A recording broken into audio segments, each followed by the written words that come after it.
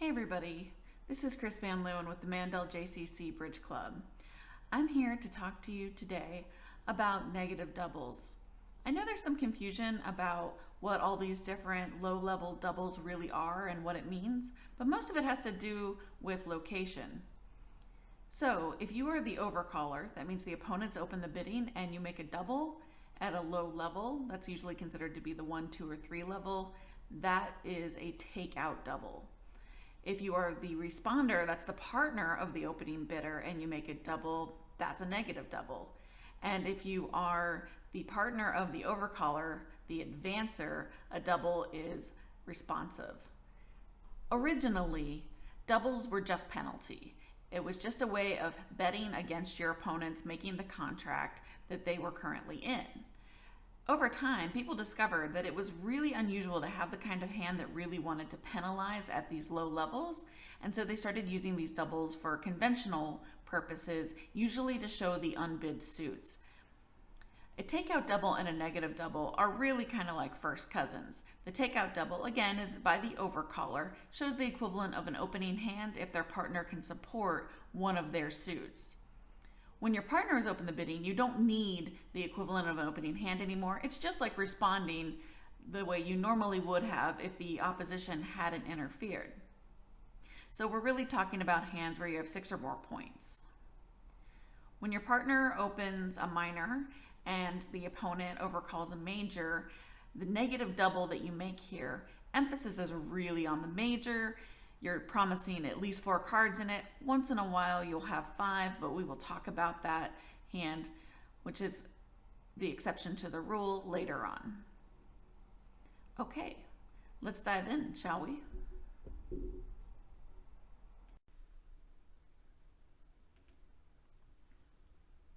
So on this hand right here, again, we're going to go over the positions that matter for whether it's a takeout double, a negative double, or a responsive double.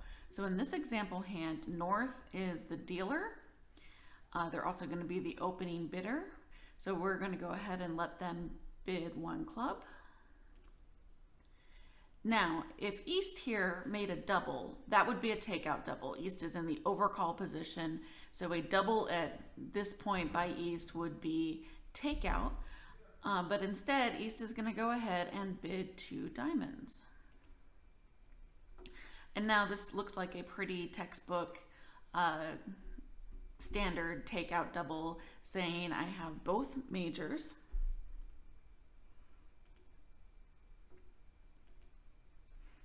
And knowing that South, the responder, has shown both majors, North has a pretty easy 2-spade bid here. So again, while most low-level doubles are showing the unbid suits in one form or another, it's all about where you're sitting, whether or not it's a takeout double, a negative double, or a responsive double. So as the overcaller, you would be making a takeout double. As the responder, you'd be making a negative double. And as the advancer, that's the partner of the overcaller, you would be making a responsive double.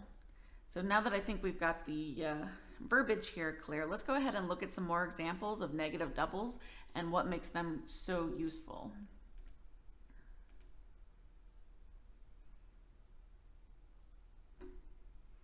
So again, this one is going to look a lot like your standard negative double. North opens 1 diamond, and East bids 1 spade. And South doubles, saying I have 4 hearts. But the interesting thing with this double is it could be 2 different things, and North, as the opening bidder, isn't going to know exactly which one it is. They're just going to bid their hand as they normally would. In this case, it is a very normal negative double in that it shows enough points to carry on and compete, and exactly 4 hearts. Either way, no matter which one it was, North is going to go ahead and bid 2 hearts. But let's take a look at another example here where the South double looks a little bit different.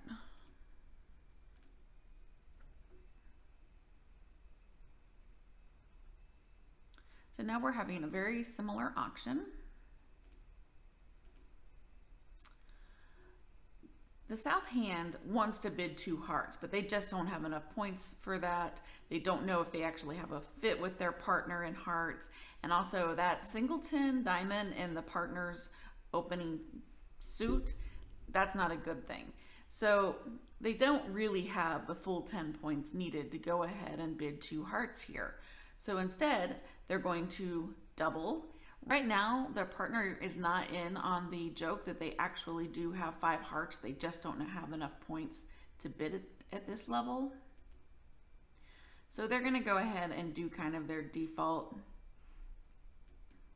bid 2 diamonds. And now, when the responder bids 2 hearts, they're going to realize that this double actually shows that they had a 5-card heart suit. They just didn't have enough points to bid it directly. They should be pretty happy about that, and we can just all pass.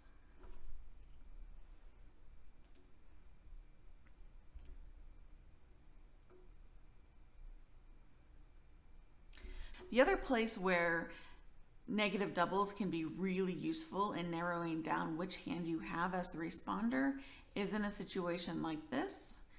Your partner opens 1 club, they overcall 1 heart. A double here shows exactly 4 spades. If you had 5 spades, you would bid 1 spade directly. But because you only have 4, you can double saying, I have exactly 4 spades. Notice that if this person had not bid 1 heart, you wouldn't actually be able to distinguish with your first bid whether or not you had 4 or 5 spades or more. Because 1 club pass 1 spade, which is the bid you would make with this hand, only shows 4 or more. It doesn't say it's exactly 4, and it certainly doesn't say that there's 5.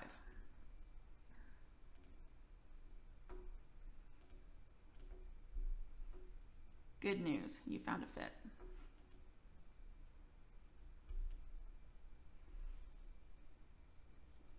Again, this hand is very similar to the one before, except now you do have the 5th spade. So you're going to go ahead and bid 1 spade directly.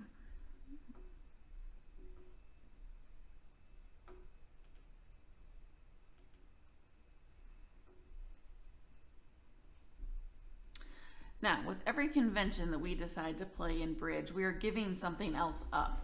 In the case of takeout or negative doubles, we're giving up the ability to double our opponents for penalty at a really low level. Now, the good news is, as I said before, those just don't come up very often. It's not very common for you to have a penalty double at the 1st or 2nd level, or even the 3rd. So it is more useful to use these as showing the other suits. But once in a while, you do pick up the hand where you really just want to penalize the opponents for stepping into your auction. This one would be a good example of that. Once the auction goes 1 diamond by your partner and 1 heart by the opponent, you could bid 3 no trump here. That would really be your only other option. But with the singleton in your partner's suit and the fact that they're vulnerable and you aren't, you should really be thinking more about wanting to penalize hearts, but you can't. If you double here, it says you have 4 spades, which you don't. So you're in a bit of a jam. So in that case, you're going to just go ahead and pass, and you have to hope that your partner is in on the fact that the hearts are missing in this auction. He or she does not have any hearts. This person has 5 or more of them. You have passed and West hasn't raised. So that's kind of a question of where are the hearts? West doesn't have them. It's possible that East has a whole lot of them, in which case they will probably bid them again. But there is a possibility, because you're playing negative doubles, that your partner is sitting there with a whole handful of hearts and just can't double for penalty. In that case, you need to reopen the bidding with a double anytime you have the kind of hand where you're short in the opponent's overcalled suit and support for the other 3 suits. Notice that most of the time your partner is just going to take a bid here, either accepting your first bid suit or showing that they do have some length in one of the other suits. They were just too weak to bid at all. But that's not really such a bad thing. You're probably going to get out of this at the 2 level, and at least you're not selling out to 1 heart. But once in a while, your partner is going to be sitting there with a hand that looks a lot like the south hand, and they really were just chomping at the bit. They tried not to drool when East overcalled 1 heart. So they really just wanted to penalize 1 heart. And now they can, because you have reopened the bidding with a double because you're playing negative doubles. This is a really important part of negative doubles that most people forget. But you don't want to, if your partner is sitting there dying to double them in 1 heart and you just pass, your partner is not going to be very happy with you.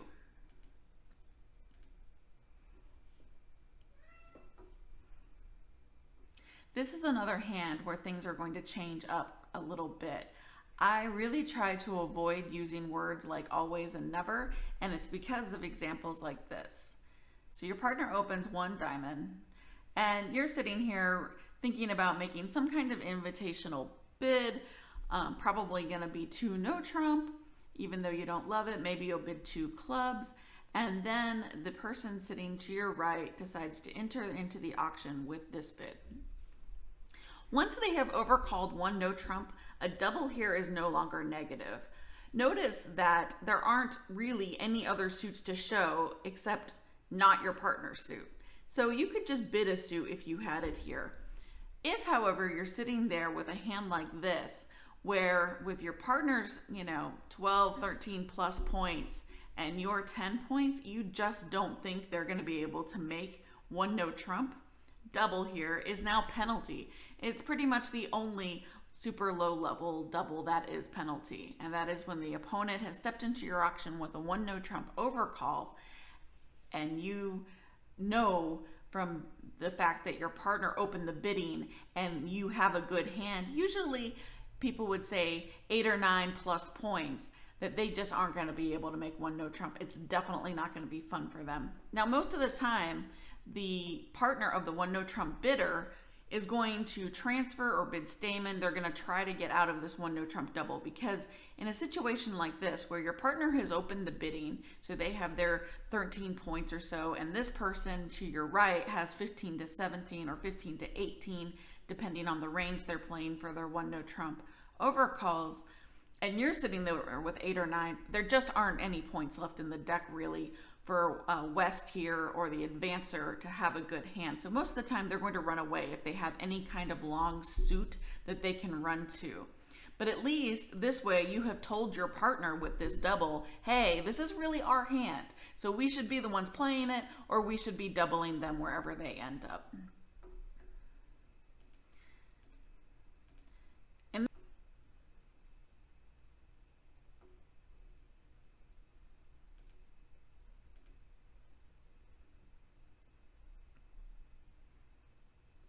Now, like everything else in bridge, negative doubles really do tend to emphasize the majors instead of the minors. That doesn't mean you can't do a negative double with both minors. On an auction like this, double here would definitely show both minors, which is what you have.